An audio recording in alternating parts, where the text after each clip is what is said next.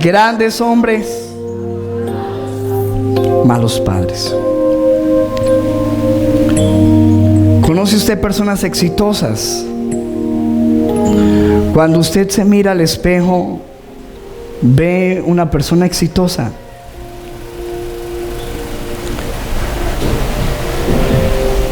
En todo el sentido de la palabra, porque tenemos personas que son muy exitosas en su trabajo, exitosas en los negocios, exitosas en sus talentos, en lo que hacen,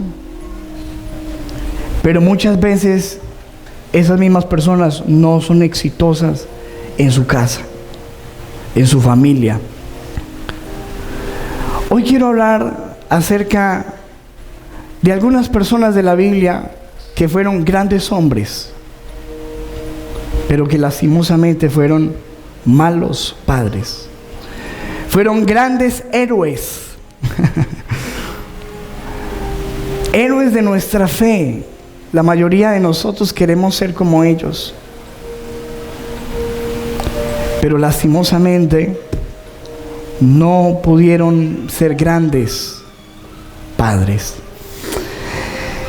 Y quiero empezar leyendo la Biblia en 1 Samuel capítulo 12. Quiero que tú vayas allí, por favor. 1 Samuel capítulo 12. Dice la Biblia de la siguiente manera. 1 Samuel 12, 1. Si usted tiene la versión Valera, dice: discurso de despedida de Samuel. ¿De quién? De Samuel.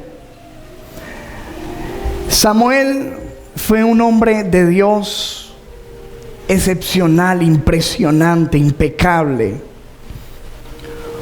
Un hombre que fue concebido por un milagro de una madre que oró por él, Ana. Nació y fue dedicado al Señor desde el vientre, desde el día de su nacimiento. Y fue una persona que le sirvió a Dios toda la vida, toda la vida.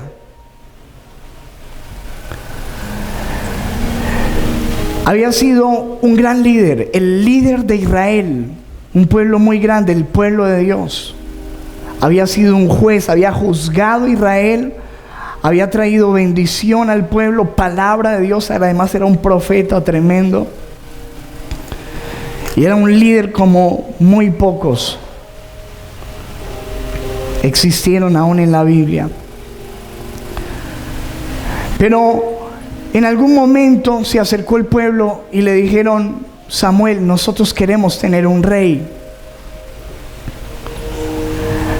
Esto, cuando fue recibido por sus oídos, fue un desastre. Él no podía creer lo que el pueblo estaba pidiendo. Pero él habla con Dios y Dios decide levantarles un rey. Así que cuando ya él está introduciendo al rey, a Saúl, empieza a despedirse. Este es su último sermón. Él le está diciendo a Dios: ya no voy a ser más su líder, ya no voy a ser más el juez de Israel. Y estas palabras son profundamente conmovedoras. Mira la manera como él se despide. Entonces Samuel se dirigió a todo Israel: he hecho lo que me han pedido y les he dado un rey. Ahora el rey es su líder. Estoy aquí delante de ustedes, un hombre ya viejo y canoso, y mis hijos les sirven. Diga conmigo: mis hijos les sirven. Otra vez: mis hijos les sirven. Tenga eso en cuenta. He sido su líder desde mi niñez hasta el día de hoy. Versículo siguiente: ahora testifiquen contra mí en presencia del Señor y ante su ungido, el rey. ¿A quién le he robado un buey o un burro? ¿Alguna vez he estafado a alguno de ustedes? ¿Alguna vez los he oprimido? ¿Alguna vez he aceptado soborno? ¿Alguna vez he pervertido la justicia? Díganmelo y corregiré cualquier cosa incorrecta que haya hecho. Esta es la versión traducción viviente. Él está pidiendo que si hay alguien dentro del pueblo que pueda decir algo malo de él, que lo diga antes de él despedirse. ¿Alguno de ustedes les he robado? ¿Alguno de ustedes puede decir que yo he pervertido la justicia, que no he sido un hombre justo? ¿Alguno de ustedes puede decir que yo he recibido soborno, que he amado la avaricia? Versículo 4.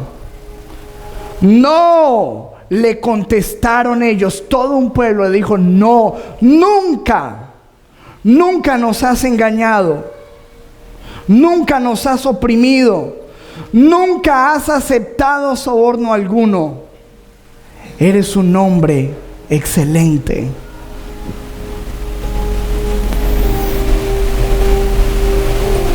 Y él dice: el Señor y su ungido son mis testigos hoy, declaró Samuel, de que mis manos están limpias. Sí, Él es nuestro testigo, respondieron. Wow, qué impresionante. Tiene que haber vivido de una manera tan excelente para poderse parar delante de un pueblo y decirle: si alguno tiene algo que decir, dígamelo. Y que nadie tuviera nada malo que decir de él.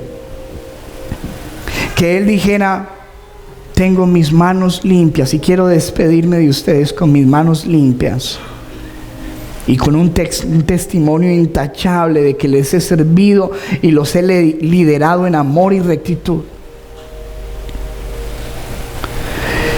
Pero después de que él se despide, dice: tengo que protestar, porque lo que ustedes están haciendo es muy malo.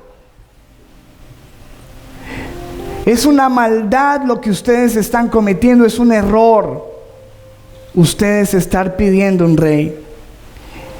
Voy a leer la versión internacional y leamos desde el versículo 16. Y ahora préstenme atención y observen con sus propios ojos algo grandioso que el Señor va a hacer. Ahora no es tiempo de lluvias, sino de cosecha. Sin embargo, voy a invocar al Señor, y Él enviará truenos y lluvia, y así se darán cuenta de la gran maldad que han cometido, que han cometido ante el Señor de pedir un rey. Fíjate lo que Él está diciendo. Y estamos en verano, por aquí nunca llueve en esta época. Pero voy a hacer algo para que ustedes se den cuenta. Voy a orar y voy a pedirle a Dios que caiga lluvia y truenos. Y si caen lluvias y truenos, es porque ustedes están haciendo una cosa muy malvada al pedir un rey. Y oró Samuel. Este era un hombre poderoso de Dios. Y dice la Biblia, versículo 18: Samuel invocó al Señor, y ese mismo día el Señor mandó truenos y lluvia. Y todo el pueblo sintió un gran temor ante el Señor y ante Samuel.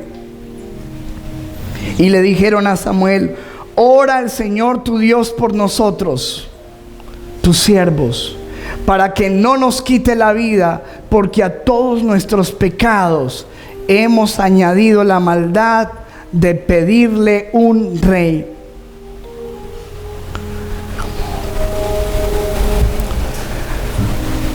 De alguna manera, Samuel, el gran líder, estaba culpando al pueblo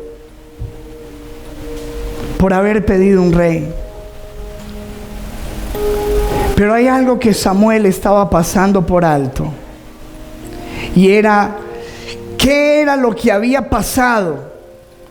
¿Qué era lo que estaba ocurriendo dentro del pueblo para que el pueblo dijera: queremos un rey? ¿Qué los llevó? ¿Cuál fue la razón? Porque no fue que un día ellos se levantaron y dijeron, uy, qué rico tener un rey. Había una causa. Había un problema que los estaba a ellos impulsando a pedir un rey.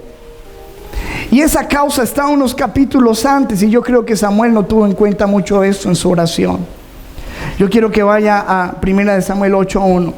Dice: cuando Samuel entró en años, puso a sus hijos, ¿a quiénes? A sus hijos como gobernadores de Israel. ¿Qué es un gobernador? Alguien que gobierna, que dirige, que manda. Puso a sus hijos a mandar al pueblo. Versículo siguiente. Con sede en Berseba. El hijo mayor se llamaba Joel y el segundo Abías. Tenía 2 hijos y tenían nombres bien lindos. Pero mire el versículo 3, que aquí está el problema. Dice: pero ninguno de los 2 siguió el ejemplo de su padre. Tenía 2 y a los 2 los perdió. Ninguno de los 2 siguió el ejemplo de su padre, sino que ambos se dejaron guiar por la avaricia, aceptaban sobornos y pervertían la justicia. Me gusta como lo dice la versión internacional.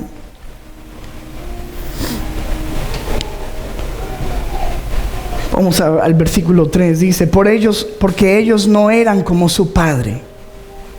No eran como su padre.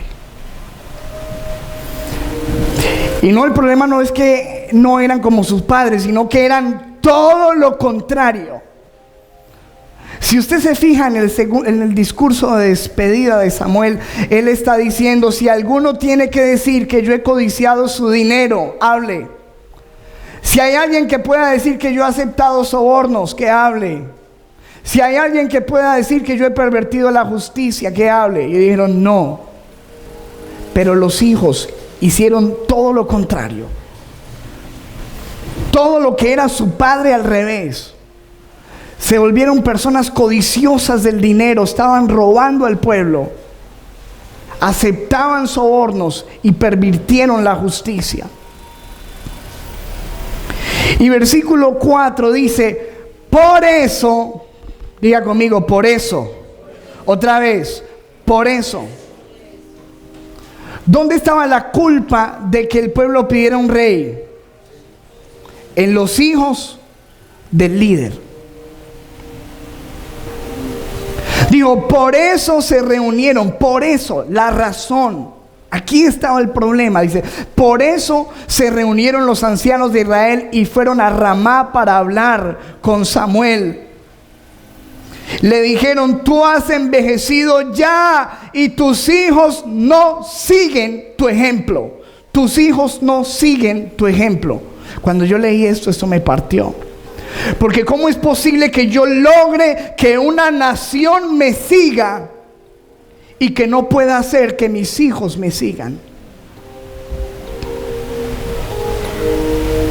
¿Cómo es posible que yo soy capaz de liderar una nación, pero no soy capaz de liderar mi casa?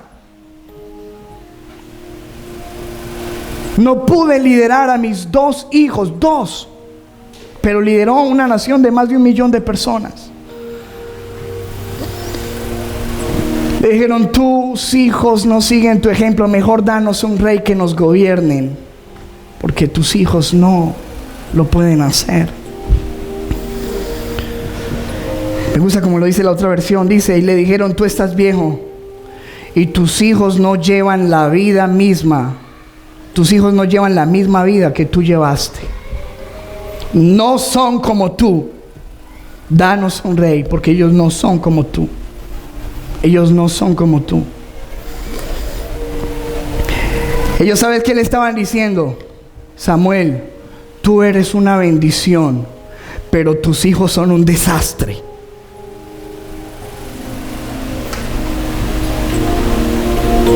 Tú eres una bendición, pero tus hijos son un desastre. Tú eres un gran hombre, pero no supiste ser un buen padre.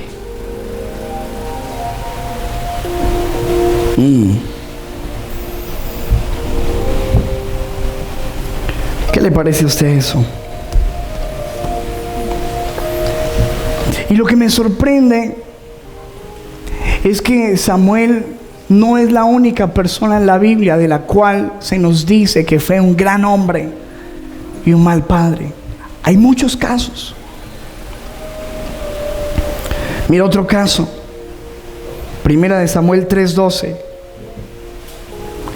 Elí, el sacerdote del pueblo, el que dirigía la vida espiritual de toda la nación, aún en tiempos de Samuel, recibe una palabra de parte de Dios diciendo: yo cumpliré contra Elí, contra el sacerdote, todas las cosas que he dicho sobre su casa, desde el principio hasta el fin. Versículo 13. Y le mostraré que yo juzgaré su casa para siempre, porque sus hijos han blasfemado a Dios y Él no los ha estorbado. Sus hijos han blasfemado a Dios y Él no los ha estorbado. Me gusta como lo dice la otra versión. Pongamos la otra. Versículo 13 dice: porque le he hecho saber que estoy a punto de juzgar a su casa para siempre. A su casa.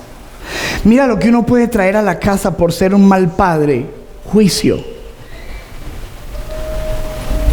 A causa de la iniquidad que él conocía. ¿Desconocía él lo que estaba pasando con sus hijos o lo sabía?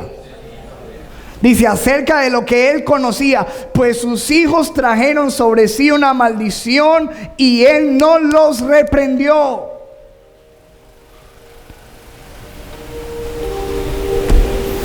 Los hijos se estaban acostando con las muchachas dentro del templo y él, esos muchachos. Y Dios dijo: eres muy buen sacerdote, eres muy mal padre. David, el hombre que tenía un corazón conforme a Dios, un excelente guerrero, un excelente soldado, un excelente rey, un excelente adorador y salmista, un excelente poeta, un mal padre. Las cosas que pasaron con los hijos de David fueron desastrosas. Un hijo le violó a su hermana. Otro hijo le mató a otro de sus hijos. El hijo se levantó para matarlo a él. Los casos de su familia fueron un desastre. Le voy a leer solo un versículo que especialmente tocamos el jueves. No se pierda la predicación del jueves, que estuvo tenaz. Mire, segunda de Samuel 13:21. Cuando el rey David se enteró de que uno de sus hijos había violado a su hermana, a una de sus hijas, ¿usted qué haría si un hijo suyo violara a su hermana, a una hija suya? La violara sexualmente, la forzó. Dice: se puso muy furioso, pero no reprendió a su hijo Abnón, porque como era su hijo mayor, lo quería mucho. ¿Y la hija? Esa es la versión Dios habla hoy. Mire cómo lo dice en el lenguaje actual. Cuando David se enteró de lo que había pasado, se puso muy enojado. Sin embargo, no castigó a Abnón, pues era su hijo mayor y lo quería mucho. No castigó. Guárdese eso ahí, que ahorita lo vamos a usar. No lo castigó. ¿Por qué? ¿Por qué no lo castigó? Porque lo quería. David no sabía ser buen padre.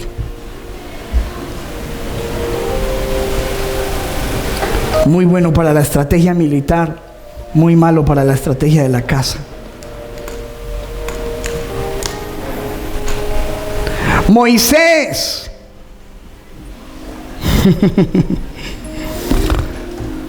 ¿Cómo se llamaban los hijos de Moisés? ¿Sí? ¿Y el otro? ¿Cuántos hijos tenía? Los hijos de Moisés son los más ignorados. El líder más grande que ha tenido esta tierra, creo yo, Moisés. Mis respetos. Sus hijos.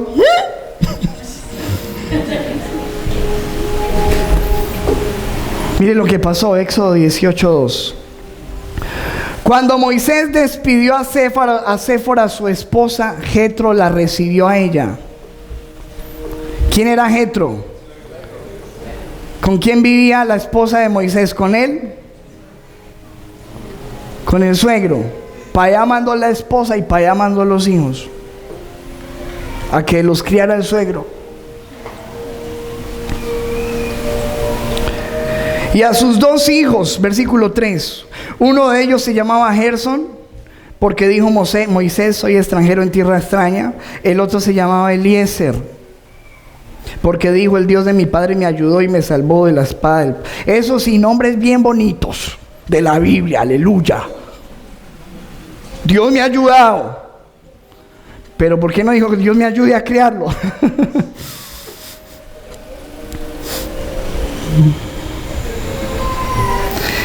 Versículo 5. Jetro fue al desierto para ver a Moisés.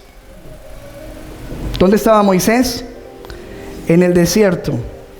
Que estaba acampando junto a la montaña de Dios. Lo acompañaban la esposa y los...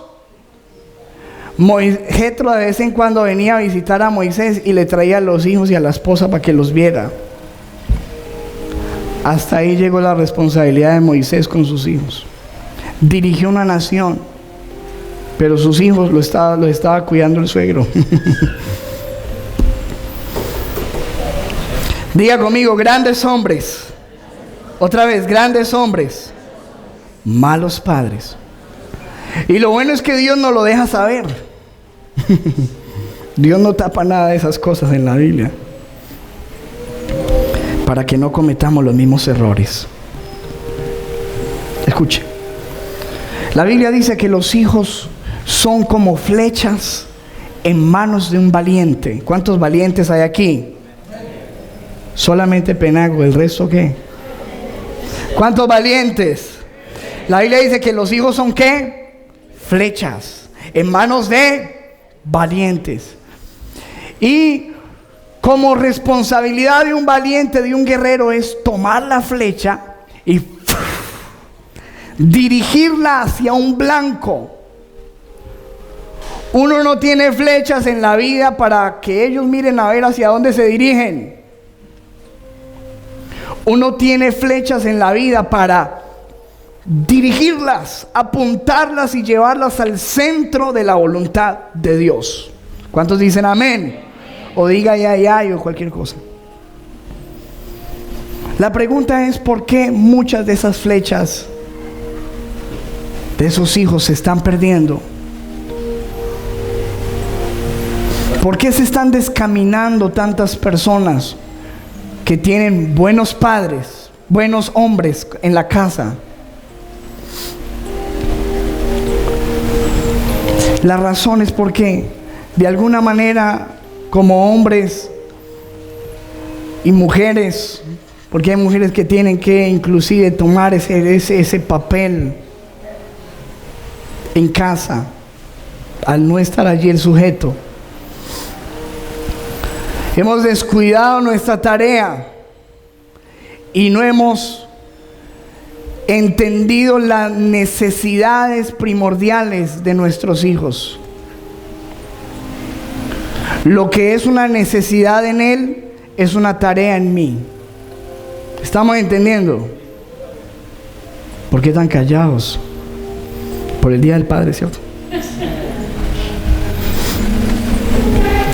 Y quiero hablar sobre 5 cosas que son las tareas de nosotros los padres y 5 necesidades básicas de los hijos.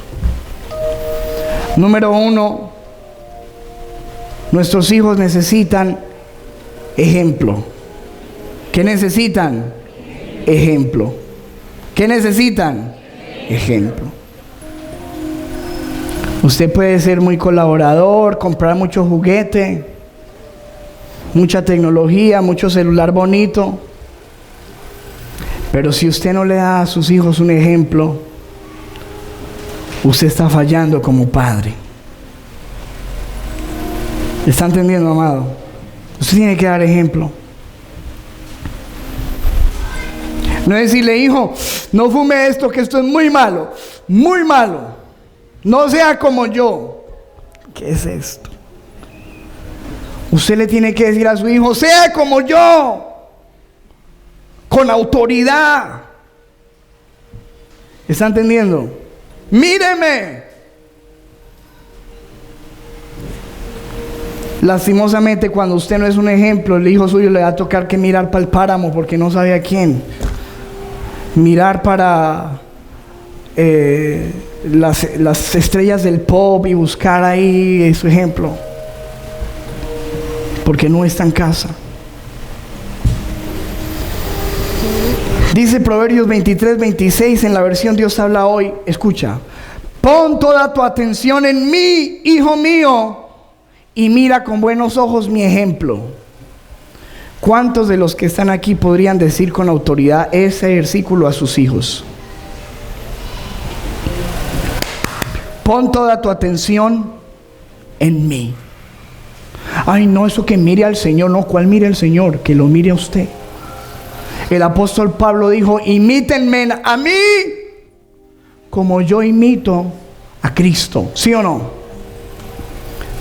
Eso de que mire al Señor, no, eso es una excusa religiosa. Miren, pon toda tu atención en mí.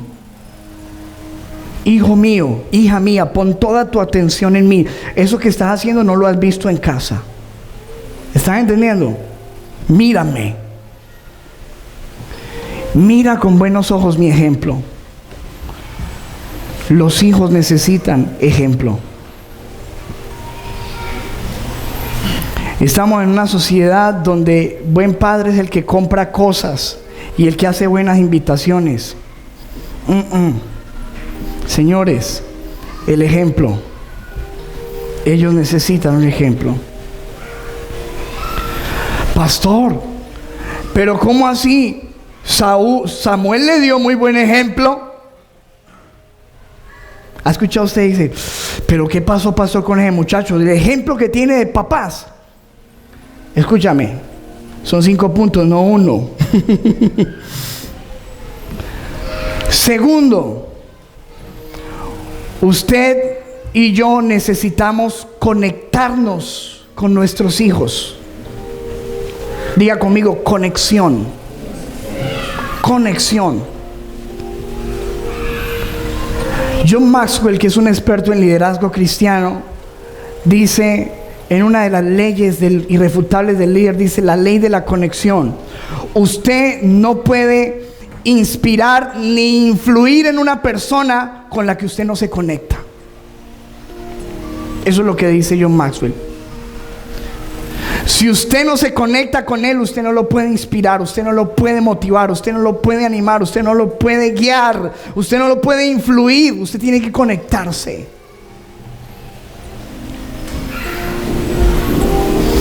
Samuel les dio excelente ejemplo, pero no pudo conectarse con sus hijos.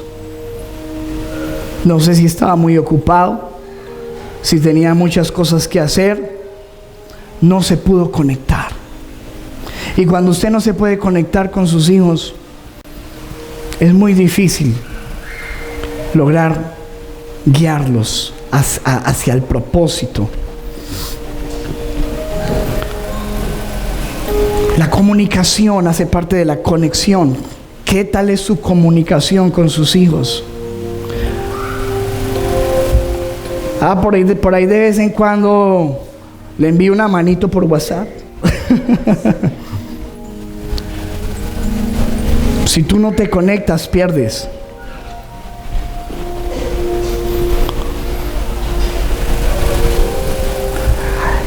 Hay veces es tan difícil conectarse uno con los papás.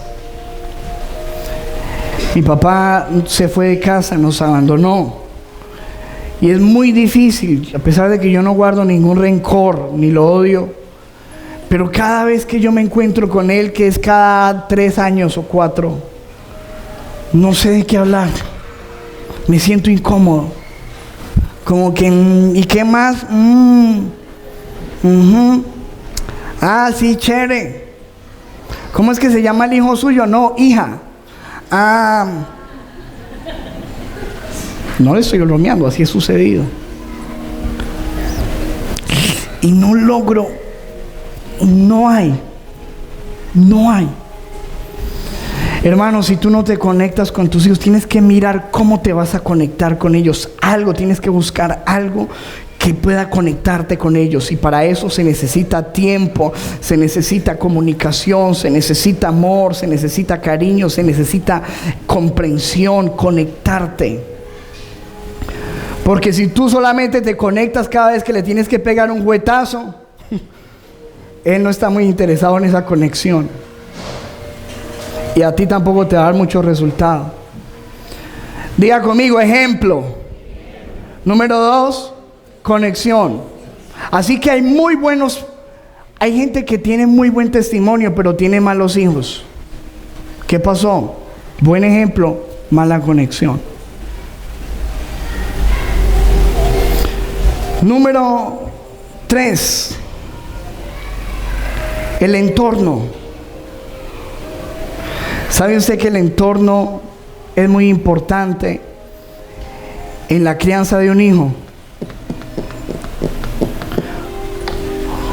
Uno como padre tiene que tratar de que los hijos puedan levantarse en un entorno que les ayude. Porque hay entornos que son muy hostiles, muy inapropiados. Y usted puede ser muy buen padre y dar muy buen ejemplo y conectarse con sus hijos, pero ellos viven ahí en la loma del sicario y están viendo, salen a la calle y aquí se está matando a este, y este está vendiendo vicio, y este está ahí en el colegio, este se está pasando pornografía. Y por mucho que usted intente hacer buenas cosas, es muy difícil, porque ese muchacho se está levantando en un entorno que se lo puede tirar. ¿Está entendiendo? Y usted trata y hace muy buenas cosas, pero es muy difícil levantarse en un entorno. Así que uno como papá tiene que cuidar mucho y tratar por todos los medios posibles de levantar a sus hijos en el mejor entorno. En un colegio apropiado, en un barrio apropiado.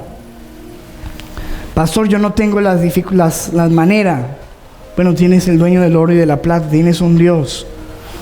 Y segundo, si no tienes la manera, te va a tocar trabajar muy duro, porque es muy difícil levantar buenos hijos en un entorno violento, en un entorno de maldad. ¿Cuántos saben que es difícil levantarse en un entorno terrible? ¿Usted por qué cree que Moisés mandó los hijos para donde el suegro? Dígame, ¿por qué? ¿Por qué? ¿Porque no los quería? Porque quería que cuidarlos.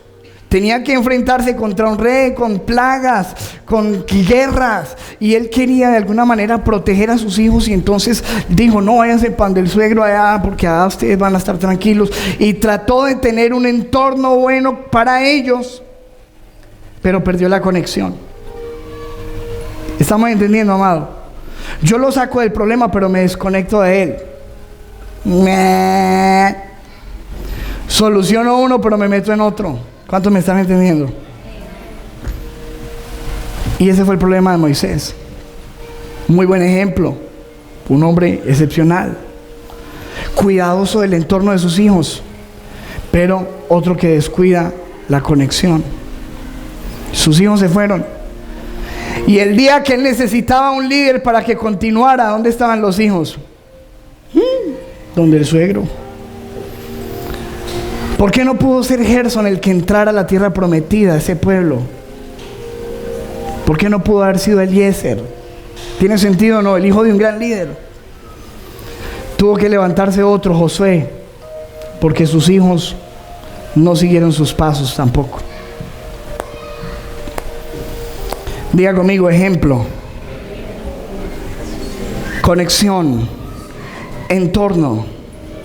¿Vamos bien hasta ahí, amados? Siguiente, corrección. Diga conmigo, corrección y disciplina.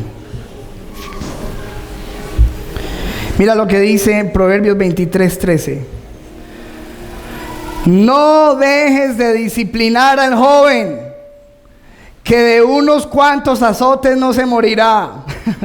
Eso es la Biblia, esta no es de una señora por allá de Antioquia. Ojo con lo que está diciendo la Biblia, Dios. No dejes de disciplinar al muchacho, que de unos cuantos azotes no se morirá. Versículo 14. Dale unos buenos azotes y así lo librarás del sepulcro. Amén. ¿Qué dice el Señor? Vea, échele juetico, mijo, que eso no lo va a matar, de eso no se va a morir. Ay, si se me trauma, hay que llevarlo al psicólogo. Psicólogo el que va a necesitar usted cuando se levanten esos hijos bien llevados. Él no necesita un psicólogo, necesita unas nalgadas, dice el Señor, porque no lo vas a matar. Al contrario, si le das unos buenos azotes, lo librarás de la muerte. ¿Estamos entendiendo, amados? Diga, ay, ay, ay. Quiero mostrarle un artefacto extraño, antiguo. Pongámoslo allí, por favor. Mire ese. Cuenta la leyenda. Si esto ya es una leyenda. Cuenta la leyenda que gracias a este extraño artefacto, muchos de nosotros no somos vagos, ni delincuentes, ni maleducados, ni malas personas. Cuenta la leyenda, ¿no? ¿A cuánto les tocó la leyenda? Levánteme la mano. A mí me tocó la leyenda también. Bien dura. Buena leyenda me dieron. Y la verbena, ¿cuántos se acuerdan de la verbena? Mojada, que pica. Gracias a eso, hermano, ¿usted se murió? ¿Quedó traumatizado? ¿O está aquí diciendo amén, amén?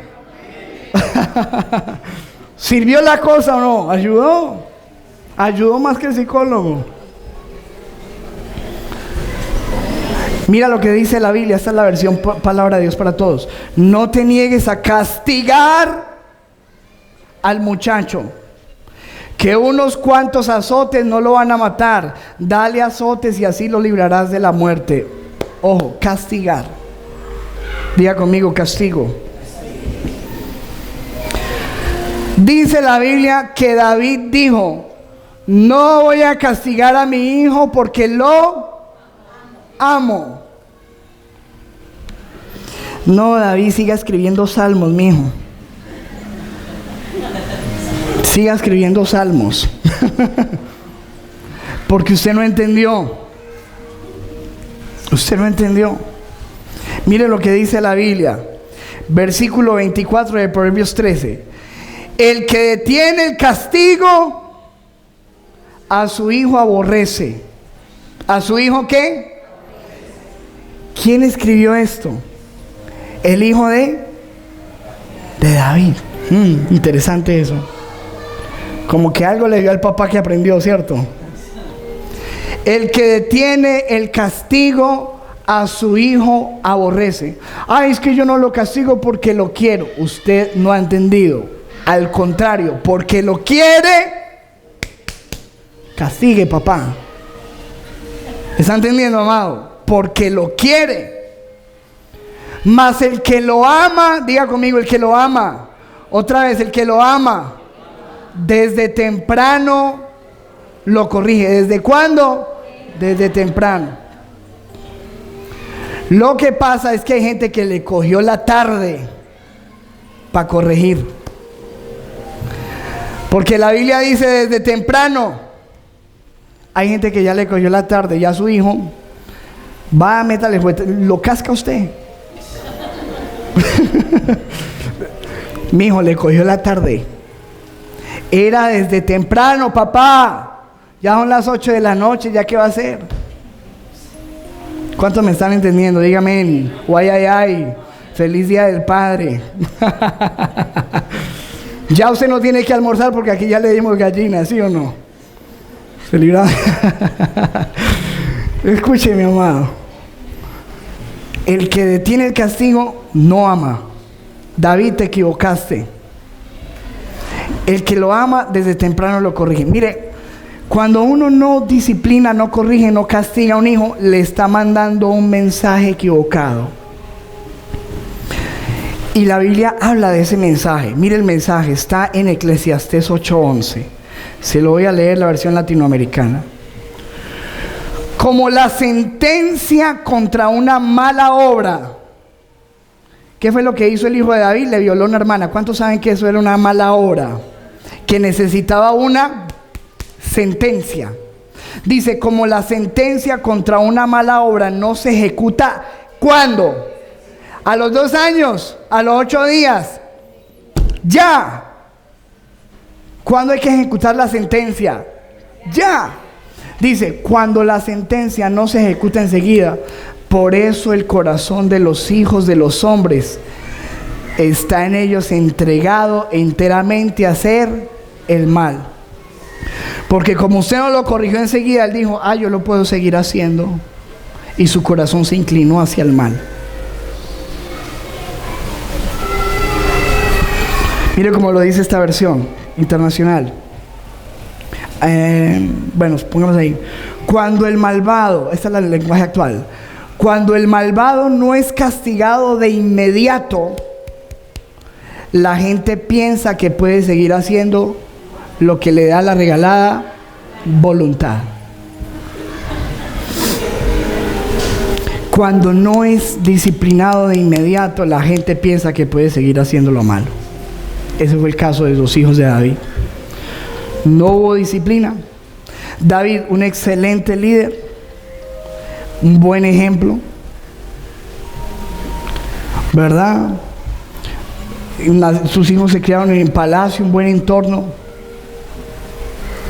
Parece que él charlaba con sus hijos, tenía fiestas juntos, etcétera, banquetes. De pronto tenían buena conexión, pero no hubo corrección, no hubo disciplina y sus hijos se perdieron. ¿Cuántos estamos entendiendo hasta aquí, amados? Miren lo que dice Proverbios 22:15. La necedad es parte del corazón juvenil. Eso viene con los hijos, parte del paquete, la necedad. Es que mi hijo es necio, todos. Hello, bienvenido al club. Dice, es parte del corazón juvenil, pero la vara de la disciplina lo corrige. Entonces muchos de nosotros no fallamos porque no solamente, entienda, corrección y disciplina, horario de acostarse, horario de hacer las cosas de esta manera, hacer las cosas correctas, enseñarle a trabajar, enseñarle el orden. ¿Cuántos están entendiendo? Yo recuerdo a mi mamá con nosotros el sábado para poder salir a la calle. ¿Quieren salir? Bueno, oficio. Y cogía y destapaba los closets y todo para el piso. Y esto mantenía desorganizado, pero lo tiraba al piso. Ordene. Después mira, le quedó mal. Vuelve y empieza.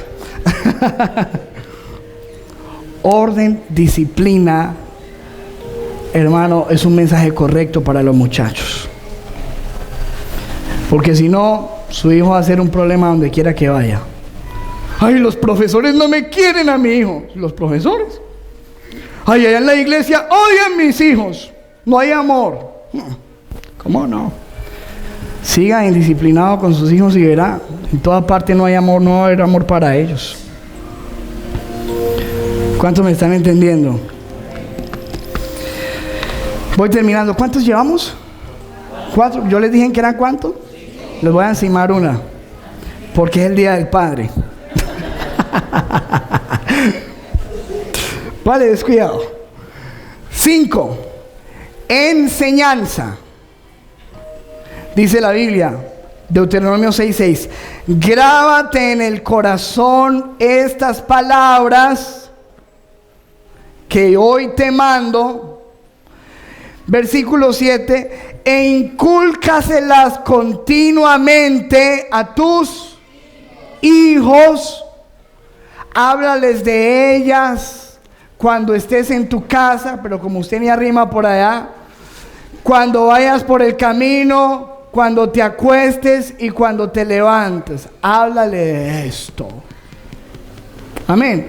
Yo los llevo a la iglesia el domingo. No nos deje la tarea a nosotros, papá. Aquí la tarea no se hace en 2 horitas los domingos, es todos los días en la casa. La versión lenguaje latinoamericana dice, diligentemente les enseñarás a tus hijos. Diligentemente les enseñarás a tus hijos y hablarás de ellas cuando te sientes en tu casa y cuando andes por el camino, cuando te acuestes y cuando te levantes. Diligentemente. Diga conmigo, hay que enseñarle la palabra a nuestros hijos. Y eso no es deber de las profesorcitas de escuela dominical, no señor. Es el deber del papá, que es el que tiene que conocer la Biblia, aprenderla para enseñarla a sus hijos. Amén. Y por último, hermano, el que le voy a encimar hoy se llama oración por los hijos. Amén.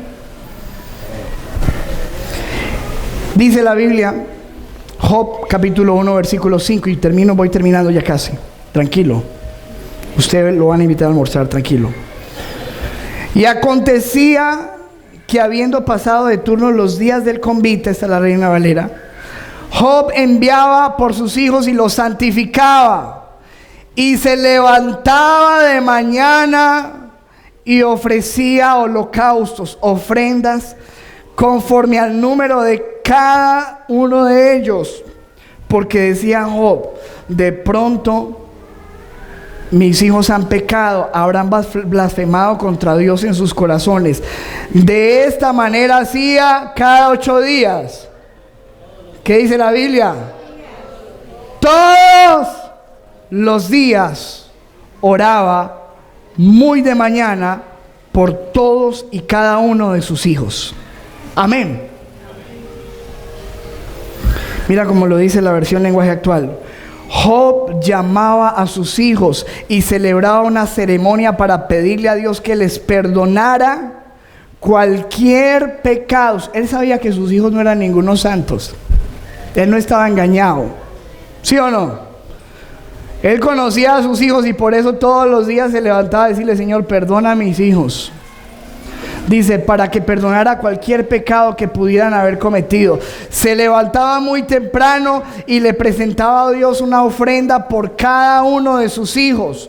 Job hacía esto pensando que tal vez sus hijos podrían haber ofendido a Dios o pecado contra él. Para Job, esta era una costumbre de todos los días. Levanten la mano los que están aquí que tienen hijos y aman a sus hijos. ¿Cuántos de ustedes con el corazón en la mano pueden decir que todos los días se levantan de mañana a orar por ellos y a clamar por ellos?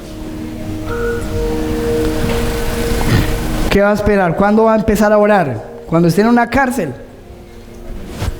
¿Cuando le llegue embarazada? ¿Cuando le pase algo malo? ¿Cuándo va a empezar a orar?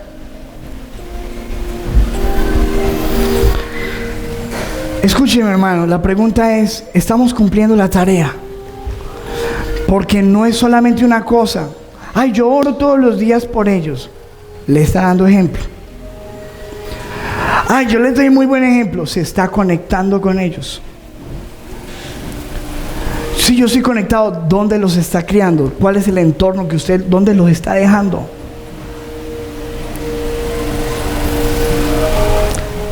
Les está enseñando la palabra. ¿Está usted haciendo la tarea? ¿O quién la va a hacer? La muchacha a la que yo le pago por ahí un sueldito para que me los cuide. ¿Usted piensa que ella va a hacer todas esas cosas? ¿Usted piensa que ella va a hacer todas esas cosas? Nunca. Si usted no las hace, nadie más lo va a hacer. Pastor, ore por mi hijo. Yo le ayudo a orar, pero esa oración mía no es tan efectiva como la suya. Yo no le voy a poner tanta corazón a eso como usted se lo puede poner. ¿Está entendiendo, amado? Quiero que vean este video, por favor, que se llama La Calificación. 8 de la mañana. Llegué puntual a la escuela de mi hijo. No olviden venir a la reunión de mañana, es obligatoria. Fue lo que la maestra me había dicho un día antes. Pues, ¿qué piensa esta maestra? ¿Cree que podemos disponer fácilmente del tiempo a la hora que ella diga? Si supiera lo importante que era la reunión que tenía a las 8:30, de esa reunión dependía un gran negocio y tuve que cancelarla. Y ahí estábamos todos, papás y mamás. La maestra empezó puntual, agradeció nuestra presencia y empezó a hablar. No recuerdo qué dijo. Mi mente divagaba pensando cómo resolver ese negocio tan importante. Ya me imaginaba yo comprando esa nueva televisión con el dinero que recibiría. Juan Rodríguez, escuché a lo lejos. ¿No está el papá de Juan Rodríguez?, dijo la maestra. Sí, maestra, aquí estoy, contesté, pasando al frente a recibir la boleta de calificaciones de mi hijo. Regresé a mi lugar y me dispuse a verla. ¿Qué? ¿Para esto vine? ¿Qué es esto? La boleta estaba llena de 6 y 7. Guardé las calificaciones inmediatamente, escondiéndola para que ninguna persona viera las porquerías de calificaciones que había obtenido mi hijo. De regreso a casa, aumentó más mi coraje a la vez que pensaba. Pero si yo le doy todo a mi hijo, nada le falta. Ahora sí le va a ir muy mal. Llegué, entré a la casa, azoté la puerta y grité: «¡Ven acá, Juan!». Juan estaba en el patio y corrió a abrazarme. «¡Papá!». «¿Qué papá ni qué nada?». Lo retiré de mí. Me quité el cinturón y no sé cuántos golpes le di, al mismo tiempo que decía lo que pensaba de él. «Y te me vas a tu cuarto», le dije al terminar. Juan se fue llorando. Su cara estaba roja y su boquita temblaba. Mi esposa no dijo nada, solo movió la cabeza negativamente y se metió a la cocina.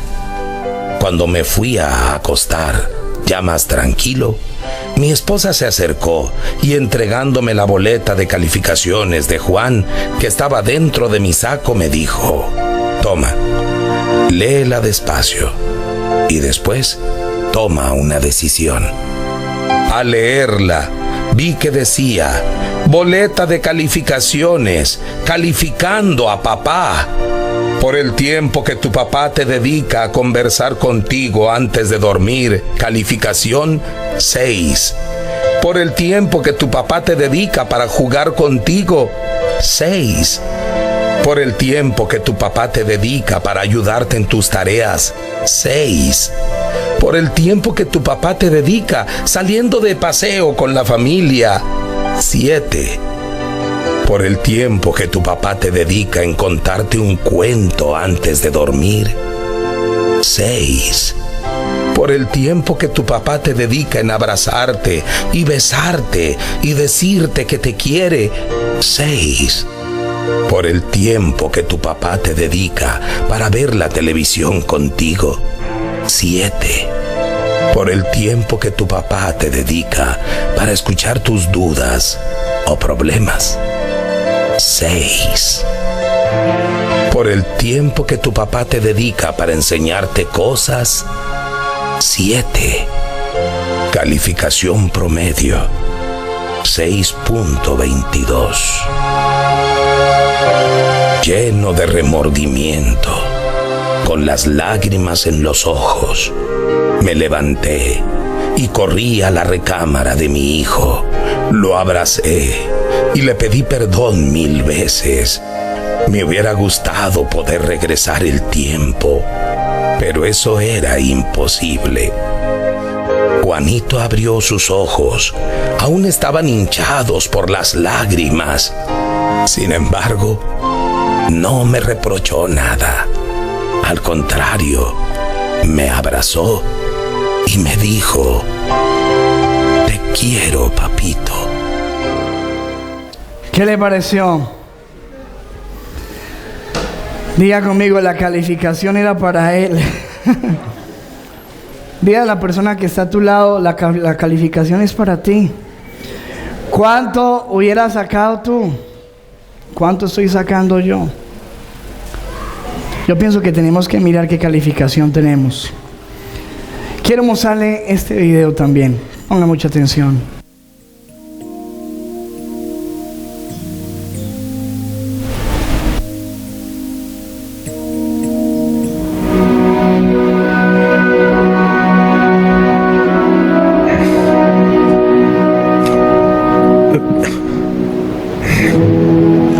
Como oficial de la ley, he visto de cerca el profundo daño y la devastación que la falta del padre produce en la vida de un niño.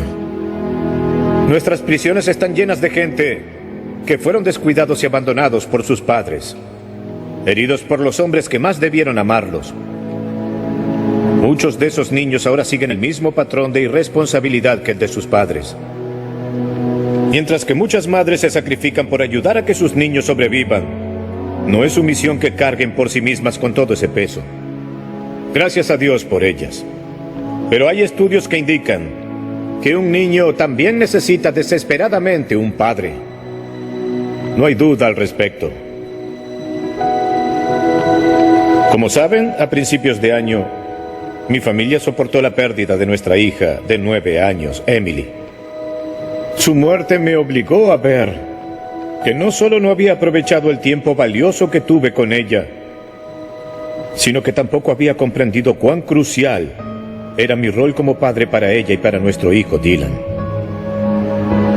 Desde que se fue, le pedí a Dios que me mostrara en su palabra cómo ser el padre que debo ser. Ahora creo que Dios desea que cada padre se proponga valientemente hacer lo que haga falta para involucrarse en la vida de sus hijos. Pero además de estar allí o proveer para ellos, debe caminar a su lado, acompañándolos y siendo una imagen clara del carácter de Dios, su Padre Celestial. Un padre debe amar a sus hijos y buscar ganarse su corazón. Debe protegerlos, disciplinarlos y enseñarles la palabra de Dios. Debe enseñarles a caminar con integridad y respetar a los demás. Debe instar a sus hijos a que sean hombres y mujeres responsables para que vivan sus vidas según los valores eternos.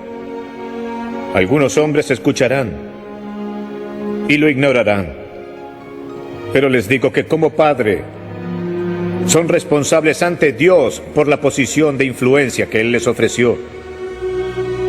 No pueden quedarse dormidos al volante para despertar un día y darse cuenta que su trabajo o sus hobbies no tienen valor eterno, como lo tienen las vidas de sus hijos. Algunos hombres escucharán esto y se burlarán, pero no tendrán la fuerza para aplicarlo. En cambio, vivirán para ellos mismos y desperdiciarán la oportunidad de dejarle un legado sagrado a la próxima generación. Pero habrá otros hombres que, a pesar de los errores cometidos en el pasado, a pesar de lo que nuestros padres no hicieron por nosotros, pondremos todo el empeño posible y dedicaremos el resto de nuestros días a amar a Dios y enseñarle a nuestros niños que hagan lo mismo. Y cuando sea posible amar y ser el mentor de quienes no tienen un padre en sus vidas, pero que necesitan ayuda y dirección con desesperación, invitamos a cualquier hombre cuyo corazón tenga la voluntad de unirse a nosotros en esta resolución. En mi hogar esa decisión ya fue tomada. No pregunten quién guiará a mi familia, porque por la gracia de Dios yo lo haré. No tendrán que preguntar quién le enseñará a mi hijo a seguir a Cristo, porque yo lo haré. ¿Quién aceptará la responsabilidad de proveer y proteger a mi familia? Yo lo haré. ¿Quién pedirá a Dios que rompa la cadena de esquemas destructivos en mi historia familiar? Yo lo haré. ¿Quién orará y bendecirá a mis hijos para que realicen con valentía lo que Dios les pida hacer? Yo soy su padre. Yo lo haré. Acepto esta responsabilidad y es mi privilegio abrazarla. Deseo la gracia de Dios y su bendición en mi hogar. Cualquier hombre lo desea. Por eso, ¿a dónde están los valientes? ¿Dónde están los padres temerosos del Señor? Es hora de levantarnos y responder al llamado que Dios les ha hecho y decir: yo lo haré, yo lo haré, yo lo haré. Wow. Valientes. Denle un aplauso fuerte.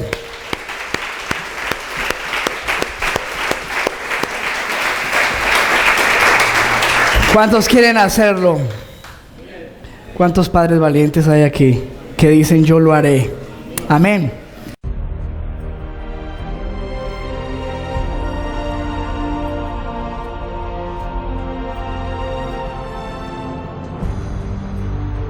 Prometo solemnemente ante Dios asumir la plena responsabilidad sobre mi vida, la de mi esposa y la de mis hijos. Prometo amarlos, protegerlos, servirlos y enseñarles la palabra de Dios como líder espiritual de mi hogar. Prometo ser fiel a mi esposa, amarla y honrarla, y estoy dispuesto a dar mi vida por ella como Jesucristo lo hizo por mí. Prometo bendecir a mis hijos y enseñarles a amar a Dios con todo su corazón, con toda su mente y con todas sus fuerzas. Prometo instruirlos para que honren a las autoridades y vivan responsablemente. Prometo enfrentar el mal, luchar por la justicia y amar la misericordia. Prometo orar por los demás y tratarlos con amabilidad, respeto y compasión. Prometo trabajar con diligencia y proveer para las necesidades de mi familia. Prometo perdonar a los que me hagan el mal y reconciliarme con quienes yo haya defraudado. Prometo aprender de mis errores, arrepentirme de mis pecados y andar en integridad como un hombre responsable ante Dios. Prometo tratar de honrar a Dios, ser fiel a su iglesia, obedecer su palabra y hacer su voluntad. Prometo esforzarme valientemente con la fortaleza que Dios provee para cumplir esta resolución por el resto de mi vida y para su gloria. Pero yo y mi casa serviremos al Señor.